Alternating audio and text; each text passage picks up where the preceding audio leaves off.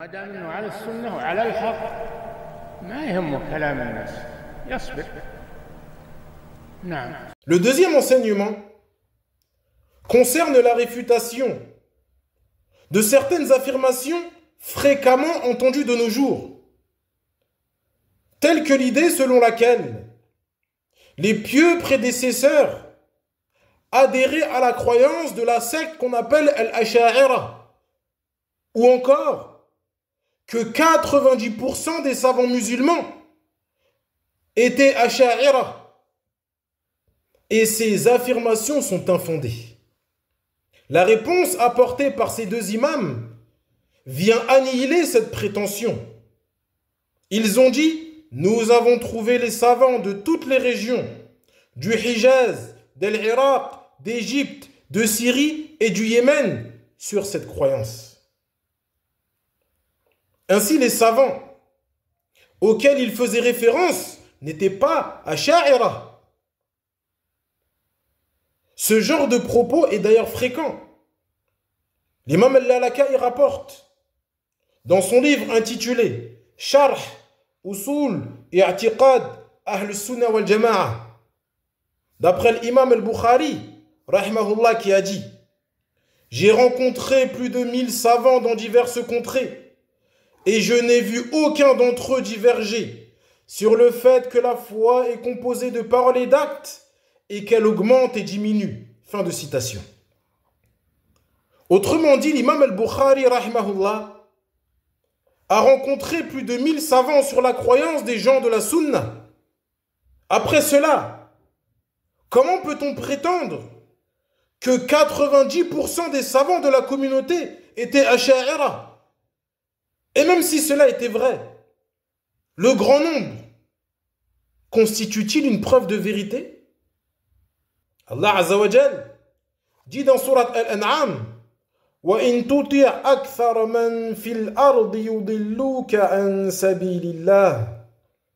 Si tu obéis à la majeure partie des habitants de la terre, ils t'égareront du sentier d'Allah. L'éminent savant Al-Sheikh Abdurrahman ibn Nasir al-Sa'di dit dans le tafsir de ce verset: la vérité n'est donc pas en fonction du nombre de ses adeptes. Le fait qu'une chose soit adoptée par un faible nombre n'implique pas qu'elle soit fausse. La réalité est même contraire. Les adeptes de la vérité sont les moins nombreux, mais ce sont eux qui jouissent auprès d'Allah du plus haut rang et de la plus grande récompense. Fin de citation. Et l'imam al-Bukhari et Muslim rapportent, d'après Abdullah ibn Abbas radiyallahu anhu, que le messager d'Allah sallallahu alayhi wa sallam a dit: les communautés me furent présentées. Je vis un prophète accompagné d'une poignée de personnes, un autre d'un ou deux hommes, et un autre que personne n'accompagnait.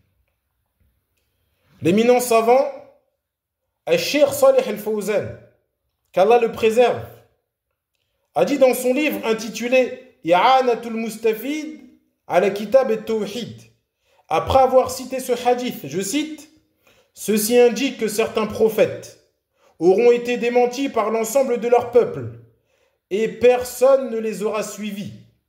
Il y a en cela une preuve que le grand nombre n'est pas un argument en soi. Celui qui peut servir d'argument est celui qui est sur la vérité et avec qui se trouve la preuve, même si ceux-ci sont peu nombreux, même s'il est seul. Donc celui qui est sur la vérité et a une preuve du livre d'Allah et de la sunna de son messager sallallahu alayhi wa sallam, sa parole est acceptée et suivie.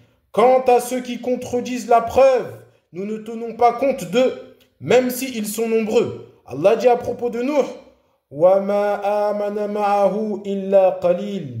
Et peu sont ceux qui ont cru avec lui. Et il dit: وَمَا أَكْثَرُ النَّاسِ وَلَوْ حَرَصْتَ بِمُؤْمِنِينَ. Et la plupart des gens ne sont pas croyants, malgré tes efforts. Et il dit Azza wa Jal: وَإِن تُطِعْ أَكْثَرَ مَنْ فِي الْأَرْضِ يُضِلُّوكَ عَنْ سَبِيلِ اللَّهِ إِنْ يَتَّبِعُونَ إِلَّا الظَّنَّ وَإِنْ هُمْ إِلَّا يَخْرُصُونَ. Si tu obéis à la majorité de ceux qui sont sur terre, ils t'égareront du sentier d'Allah. Ils ne font que suivre la conjecture et fabriquer des mensonges. Ensuite, l'éminent savant, Cheikh Salih Al-Fawzan, hafidhahullah, poursuit et dit: le grand nombre n'est donc pas la règle pour connaître la vérité et ne doit en aucun cas nous induire en erreur.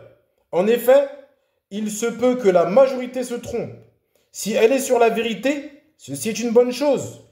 Mais si elle est sur le faux, alors il ne faut pas la suivre. Et si ceux qui suivent la vérité sont peu nombreux, ceci ne doit pas nous empêcher de la suivre.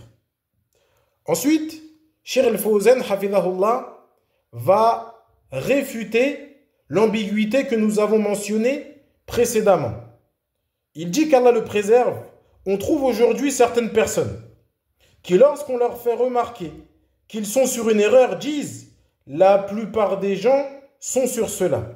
Si tu dis à l'un d'entre eux, par exemple, que la modification du sens des attributs d'Allah est interdite, il te répondra que 90% du monde islamique est asha'ira et qu'il interprète le sens des attributs.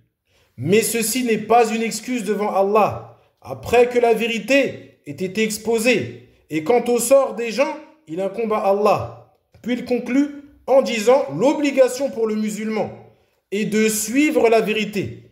Il ne doit pas la refuser à cause du grand nombre de ceux qui la contredisent ou s'en écartent.